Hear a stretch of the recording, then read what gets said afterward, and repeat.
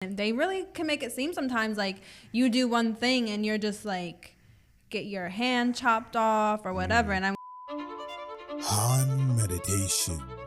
Hello guys, I am Han. This is Kelly. Hi everybody. We are Han Meditations and we're back with another exciting and interesting video. Hopefully you guys are tuning into our live. We had a lot of people come into our live last time and we're going to be doing another one this Saturday. So this video might be coming out today, might be coming out tomorrow, might be coming out, next week, who knows? But we have our whole live schedule on so that you guys can go ahead and watch it and see what videos are going to be playing on live. And we didn't do topics, but we just have the schedule on there so you guys will be able to see the schedule. So without further ado, find somewhere comfortable to sit and watch, and let's get right into this together.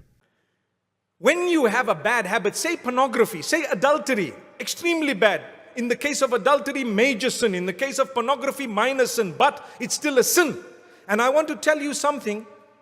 When you have a bad habit of this nature, and you want to eradicate it, and you have told yourself no more, a day will come when you might slip up again, right? You might drop again, because you know what? You're a human. On that day, don't think, I blew it, that's it, now I'm back to my old ways. You're not. You're not back to your old ways. No. If you blew it one day, at least you did better. You used to do it every day before. Now it happened today, but you're going to turn back to Allah immediately and say, you seek forgiveness once again, and you're not going to do it again, and you stop it. So the gap between your falling would be bigger and bigger until a day will come when you will totally stop it. You get the point? Shaitan makes you lose hope. So if you said right from today, I'm not going to commit the sin anymore, and a month later you dropped, Shaitan says, you see, you're back to where you were. So then Shaitan might make you say, well, it's okay, now I'm just going to go back because you know what, I'm too weak and I just can't do this. No, you can. You can, you will, you shall, and you must. If you fell a month later, get up, seek the forgiveness of Allah. You might fall 6 months later. How's the gap? Bigger. Is that an improvement? It's like smoking 3 cigarettes from 30. You see, big improvement. After that, you might fall a year later. What happened? You must get up immediately and promise Allah that you're going to stop it and you're not going to do it again. That's the condition. Then you can eradicate that bad habit. Otherwise, if you're going to give up every time you fall, we all fall. We all fall, myself included. We are human beings. We will fall. Allah wants you to be dedicated. If you missed one salah, does it mean you must stop all your salahs? No. You might miss it even if you're regular with your salah. You're a human being.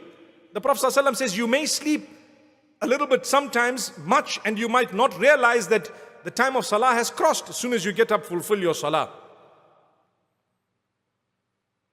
Or you might suffer with forgetfulness at a time. It's possible. You were busy doing something and you forgot. That's a hadith of the Prophet ﷺ. مَنْ نَامَ عَنْ صَلَاةٍ أَوْ نَسِيَهَا فَلْيُصَلِّهَا إِذَا ذَكَرَهَا. Whoever sleeps over a prayer or forgets a prayer should fulfill it or should do the qadha as soon as they remember, as soon as they can. It's a simple hadith. He didn't say that's a bad person because you're a human. But the point I'm raising is, in the same way, when you are trying to get rid of a bad habit, you might falter somewhere down the line. Don't let that be a means of you giving up, but rather get up and continue for longer without that bad habit. In the same way that if you were to miss a salah, you won't just throw in the towel and say no more salah for me because I missed one, but rather you will make sure you do the qadha, you seek Allah's forgiveness, you continue further, and you try your best not to miss a salah. Perhaps years will pass and you wouldn't have missed a salah. May Allah keep us all strong. Yeah, the thing that I would say about that is that I believe that you're a new person every instant in time. Mm-hmm. So I believe the way that time works is you are going through dimensions in almost infinite amount of times, which gives you the perception of time because you're going through dimension, but you're really a new person. It's like frames on a TV. So whenever you're watching a movie, you're not actually watching people move. People think whenever they're watching the movie, they're watching people move. You're not. You're just watching pictures. That's all it is. That's all video is high quality pictures taken over and over again very quickly so that you have the perception of time, of movement. That's not what's actually going on. The actual process of it is just one picture at a time. That's why whenever you do things, there's frames per second. Movies shoot at 30 frames per second. So 1/1000, that's 30 frames. And there's other ones that are 60 frames per second, video games, things that have to be very time oriented, where you have to, time sensitive. You have to look at something, you have to do it quickly. You need to be at 60 frames per second so your reaction can catch up to it. Then there's 120 frames per second, 240, so on and so forth. So that's how I view time. So if you truly believe that you're a new person every instant in time, then you're going to make a change. But a lot of people think, oh, I'm a new person, I can just, do whatever. But, and what I believe is if you become a new person, your future and your past changes, which is also what Islam teaches in a sense, because they teach that you can actually change certain things that are written in the book that Allah wrote for you. If you do prayer, if you do certain things.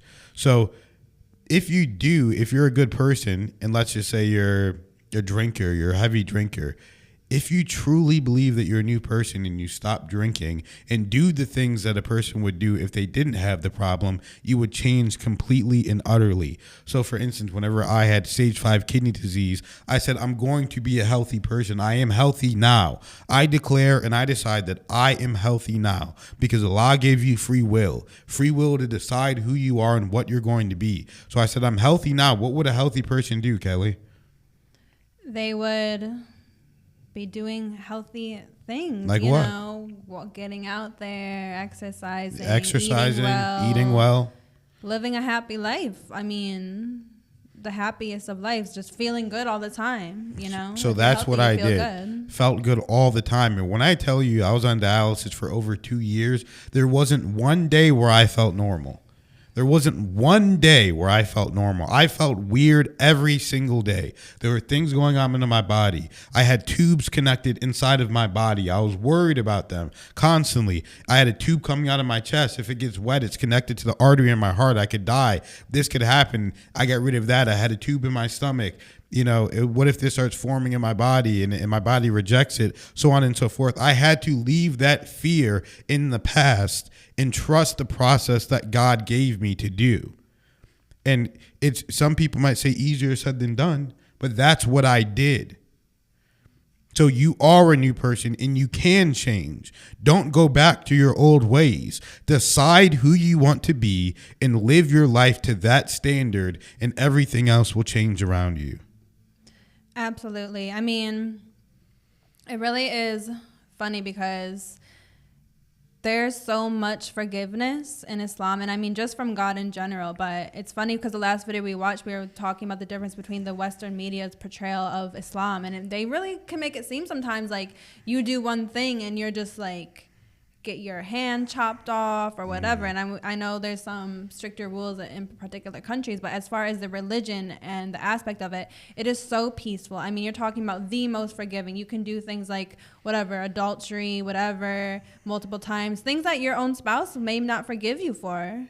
But guess what? God will, if you truly seek the forgiveness. And that is just so beautiful. So even though this life is hard and it's a test, as long as you try to do right, even if you do make a mistake, you will be forgiven. And it's just the most beautiful thing in the world. It really is. You're absolutely right, Kelly. So let us know if you guys had problems, if you guys had issues, what are you guys struggling with, and we can help you guys out in the comments. So definitely like the video, comment, subscribe, share the video, and thank you to everybody that donates to the channel. It helps us let people know the real side of Islam. So thank you guys for watching. We love you, and we'll see you in the next video.